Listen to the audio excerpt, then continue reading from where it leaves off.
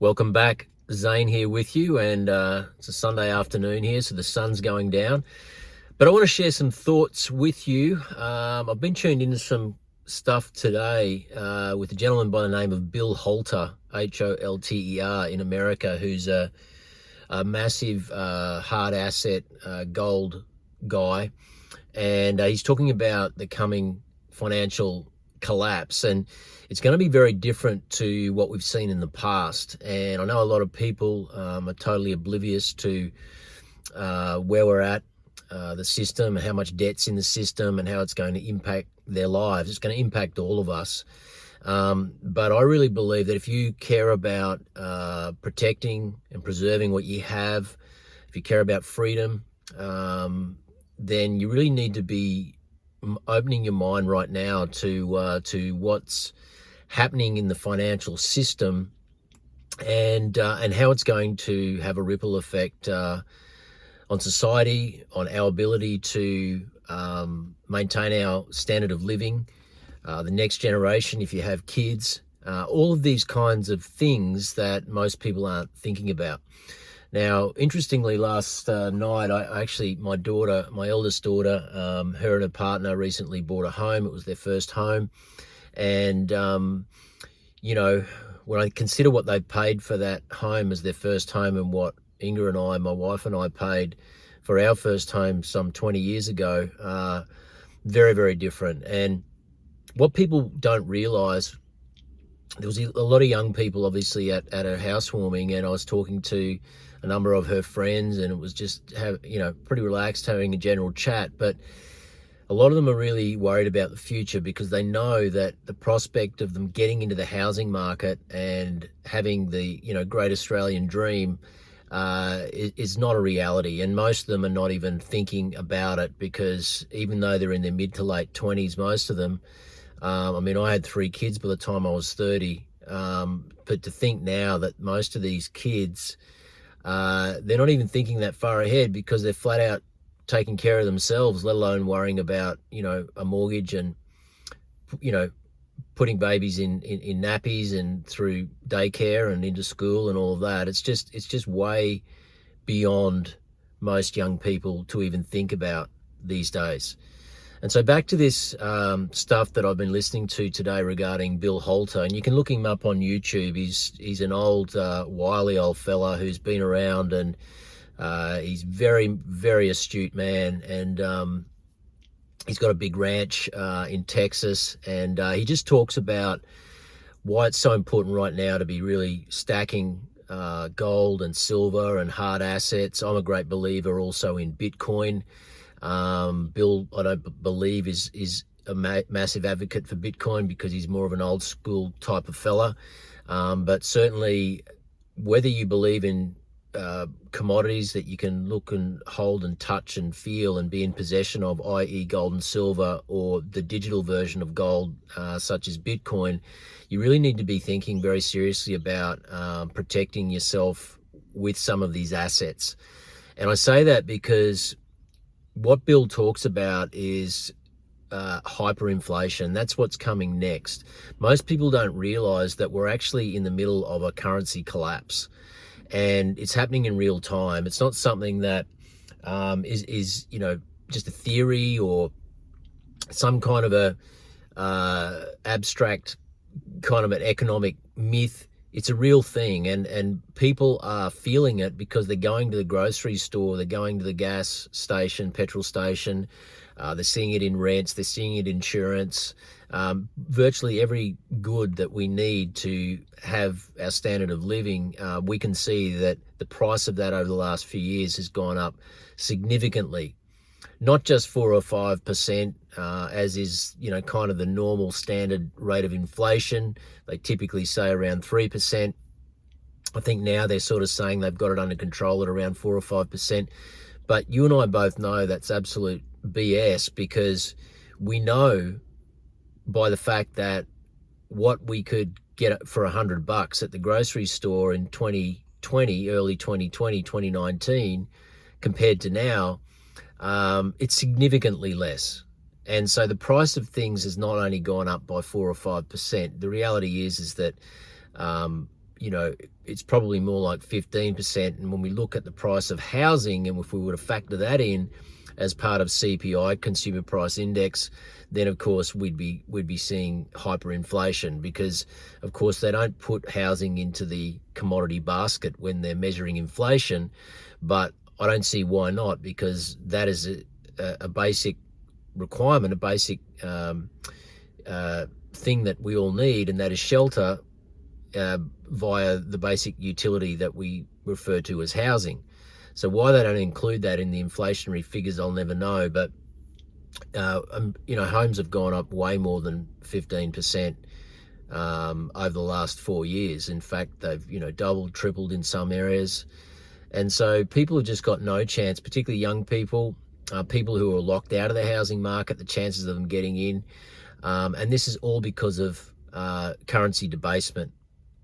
The fact that we have a currency now that is not backed by anything, we are now at the end of a 50-year-old monetary experiment. And Bill Holter talks about this. He talks about how very soon this whole system is going to break because of the amount of debt that's in the system. We have to realize we are running on a debt-based monetary system. Most of the people out there who are shopping, going to restaurants, going to cafes, going to the grocery store, a lot of them are operating on credit cards now. They're robbing Peter to pay Paul just to get through the next week, the next fortnight, until their salary or their wages come in. And most people, if you shook them upside down, they really don't own that much at all. And so, you know, we have to be really mindful that this time when the system breaks, and it really did break in 2008, it's just that it's been on life support ever since. This time there is so much more debt in the system. Housing is not going up in Australia. It's only going up when you measure it in worthless paper currency like the Australian dollar, which is getting absolutely smashed. The value of people's savings is going through the floor. Every time people go to work and they earn their salary, the value that is being placed on them giving their output, their intellectual knowledge, their labor for the income that they're earning is being devalued month after month. And so essentially the system is devaluing you. It's devaluing your time and your energy. And so the only way forward is to preserve your time and energy in abstract form by storing value in hard assets. Because if you don't do that and you're trying to rely on savings to get you ahead, well, you're going to get absolutely crushed. There is no way to save to prosperity anymore, because we have a fractured currency that is being debased at an enormous rate. It's happening in America, it's happening in Australia, it's happening in Europe. And this is why the cost of living is getting out of control. It's not that the price of goods is going up, it's that the value of our currency is going down. And this is what happens when you have a floating fiat currency that is at the end of its 50-year life. We came off the gold standard, 1971. President Nixon in America closed the gold window, and since that time, all bets have been off. It's been a gradual burn, a slow process. 2008, things really kicked into gear with quantitative easing, and then when COVID came, everything went into overdrive. And this is why we've seen, I mean, how else can you explain to me how we can have a housing boom when you have an economy that's shut down? Can anyone explain to me how you can have a housing boom when the economy is shut down? When nobody's working, there's no productivity, businesses are closed, right? The only way that can happen is when they inject liquidity into the system. It finds that the infinite asset, i.e. the currency, finds its way into the scarce asset, which is the real estate. And that's what happened. They injected so much liquidity into the system, it found its way into assets, into real estate. And so people who were sitting on real estate all of a sudden got, you know, rich overnight. And those who were out of the market sitting on cash or savings got left behind.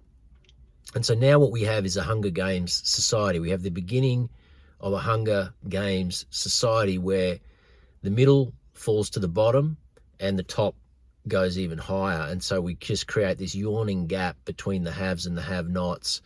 And so there will not be any more middle class in Australia in the next generation. And this is why we need to be concerned. We need to be protecting ourselves. And the time really starts now, because I'm not sure whether you've noticed, but in America, they're about to have an election. The country is the most divided that it has ever been in history. There's all sorts of talk about departments of defense being able to be weaponized against the people if they revolt the election result. There's all sorts of stuff going on in the background, and the ripple effect that that could have in our country, around the world. There's a lot of tension in the world with wars in Eastern Europe, the Middle East, the threat of China, all of that. And so we just got to be really conscious of the environment we're in right now, and be making smart decisions, tuning into people like Bill Holter, educating ourselves, and just getting really smart about getting some preparations in for what potentially could happen. And I know Australians aren't great at this, because we've got a she'll be right mate attitude, very laid back, very relaxed. We don't have to worry about anything. But I think this time it's going to be different. And, we pretty much got through the GFC unscathed. Although on a personal level, we had some real estate which we bought in late September 2007. We all know what happened in 2008, and we ended up losing about $450,000 on that piece of real estate, which we sold in around about 2016, I believe, from memory. So, we knew we were able to make the best of a bad situation, but we know what it's like to have this crazy boom type situation where you think everything's going to continue to fly and go up, and then all of a sudden the system breaks, and you end up really having to pay dearly for it. And I'm not sure if this is going to happen quite this way this time, because if we run into hyperinflation, then it's an indication that we're at the end of the system, and it is only those who are sitting on assets and hard assets, gold, silver, Bitcoin, and real estate, are going to be the beneficiaries, and everybody else is going to have to succumb to the Great Reset agenda and UBI, Universal Basic Income, which is not going to be a pretty place, because it's going to be surveillance money for pretty much everybody at the bottom. So I hope you got something from this. I know it's a bit of a rant, but it's really important just to tune in to what's going on, and don't be complacent. Don't just think that this is sort of doom and gloom. It's a reality of where we're at right now. The world is really on a knife edge with everything that's happening. I know we're in Australia, we feel like we're immune from it all, but when you've only got a military of some 60,000 personnel and nobody wanting to join the military, and rightfully so, because people don't want to fight for this country anymore, because they've been sold a lie. The young people who are at military age, in their late teens, early 20s, good luck trying to convince any young person to go and fight for this country when the country has done little to fight for them. So just keep that in mind. I hope you got something from this today. Please leave me a comment below if you want to share something. I'd really appreciate that. Give me a like, dislike. If you don't like the video, that's fine. Maybe you can let me know why. But other than that, thanks for listening. This is Zane signing out. I'll see you in the next one. Bye for now.